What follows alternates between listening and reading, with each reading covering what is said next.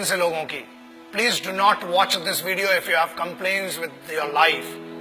Reason ये है, comfortable जो लोग हैं प्लीज ना देखें। छोटे और कमजोर दिल वालों के लिए मैं बात ही नहीं करता हूं। See, generally now youngsters, youth or anybody in this country, especially Bharat में बड़ी शिकायतें आई हैं कि यार हमें ये नहीं मिल रहा, वो नहीं मिल रहा, हमारे पास कंफर्टेबल लाइफ नहीं है। What do you know about the problems? The guys, those who face the highest trouble and the biggest problems of this country, the least paid by the government, but has the biggest pride to be called the soldiers of this country and soldiers of Indian Armed Forces. मैं उन सिपाहियों की बात कर रहा हूं। Example, जब ये वीडियो देख रहे हो ना, तब हजारों लोग वहां सियाचिन ग्लेशियर में, शायद आधों को तो नक्शा भी नहीं पता होगा, सैन फ्रांसिस्को ऐसा बता देते हैं मैप पे आजकल बच्चे। You can not live without the chatting और व्हाट्सएप और फेसबुक मैसेजिंग और texting for half an hour और 1 आवर। मैं उन सिपाहियों की बात कर रहा हूं जो ग्लेशियर में रहते हैं। 8G 10G 4G 8G सब इधर चलता है दोस्त, वहां कोई जी नहीं होता है। वहां पर सिर्फ गालियां सुनाई देती हैं उस साइड से, और यहां से खड़े होकर भारत माता के लिए खड़े हुए। Remember one thing, they are not there, they are not fighting for this country only because they hate the enemy.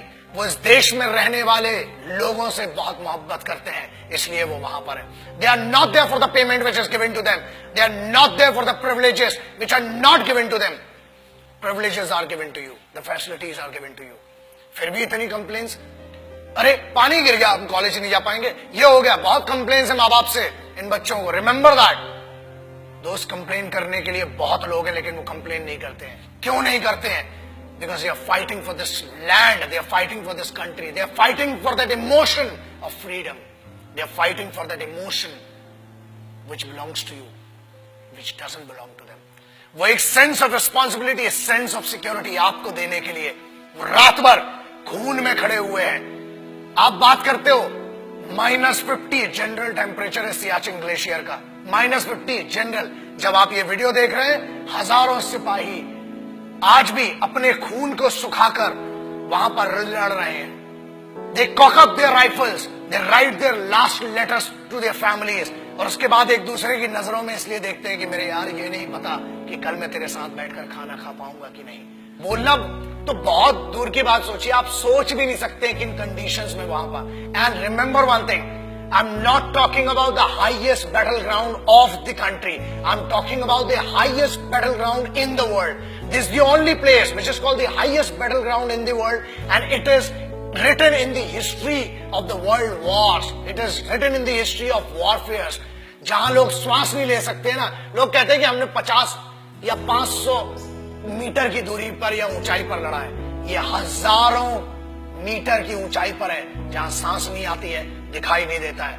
वहां पर भी वो सिर्फ जज्बा है जो जिंदा रखता है लड़ने के लिए और इस देश की रिस्पेक्ट के लिए। किसी बेवकूफ गद्दार ने भी बीच में कुछ कहा था कि Indian army is rapist in Jammu and Kashmir. अरे बेवकूफ, फौज रेप करती है ना तो हथियारों से करती है, और होल होके तुम्हारा रेप निकलेगा। याद रखना, ये तो कॉन्स्टिट्यूशन है कि हमें फौज की आज भी अतीत और इज्जत है कि फौज आज भी कुत्तों को नहीं मारती, इसलिए बचे हुए हो। और याद रखना, किसी के भी खिलाफ कह लेना, मगर हिंदुस्तानी फौज, Indian army, navy and air force के बारे में बोलने के पहले 1 करोड़ बार सोचना, क्योंकि याद रखना, अगर फौज रेप पे आ गई ना तो तुम्हारी रूह का रेप होगा। Indian Army does not rape. Army, Navy, Air Force, they protect your women, they protect your sisters, because they consider every woman and every young woman as their sisters and mothers. That's why you are protected. बोलना बहुत सरल है और बहुत दम है, बहुत खुजली है, बहुत गर्मी हो रही है ना, आ जरा बॉर्डर पे 2 दिन की ड्यूटी करके दिखा, चूतड़ में से पूरी गर्मी बाहर आ जाएगी। अक्टूबर 1947 देश अभी आजाद ही हुआ था कि हम पर तो जंग थोप दी गई। But who did that? Let's talk about that. I'm talking about first unit of Sikhs, the first battalion of Sikh, one of the most elite, one of the most respected and decorated regiment of the Indian Army, called the Sikh Regiment. And this is this wonderful story. The guys whom I'm talking about, the finest warriors, the finest Khalsa warriors. वो खालसे थे जिन्हें airlift किया गया था 1947 में, जब लश्कर troops ने attack किया था हमारे ऊपर, and they were the guys which were leaded by a Muslim commanding officer. That makes me feel that pride of being an Indian. एक ऐसी सिखों की पूरी पलटन जिसे एक मुस्लिम कमांडिंग ऑफिसर ने लीड किया, and this has gone in the history of wars. दुनिया में कभी भी इतना खतरनाक ऑपरेशन नहीं हुआ, और उस सिख रेजिमेंट ने they protected the guys. And whom did they protect? The bigger question is that. याद रखिए, फौज कभी ये नहीं पूछती, और ना ही उनने 1947 अक्टूबर में पूछा कि हम हिंदुओं को बचा रहे हैं कि मुसलमानों को, कि सिखों को, कि ईसाइयों को. हम हर उस इंसान को बचा रहे हैं जो भारत में पैदा हुआ है, जो एक हिंदुस्तानी है, जो एक भारतीय है.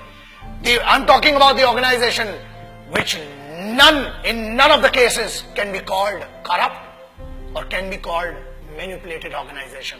The most pious and the most respectful organization of this country, the institution of this country, is called the Indian Armed Forces.